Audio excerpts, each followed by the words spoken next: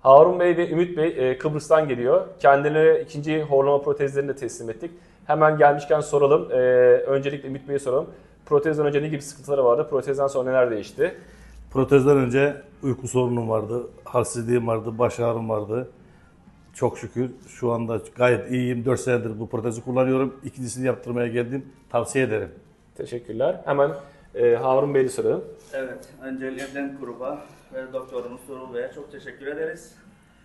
Protezden önce horlama sıkıntılarım vardı, uyku sıkıntılarım vardı ama bu protez yapıldıktan sonra her şey geçti, her şey normale döndü, rahat uyuyoruz. Evet. Teşekkürler her şey için. Çok sağ olun, çok teşekkür ederiz. Genel olarak memnunuz herhalde. Evet. Tamam, çok sağ olun. Görüşmek üzere, sağ olun.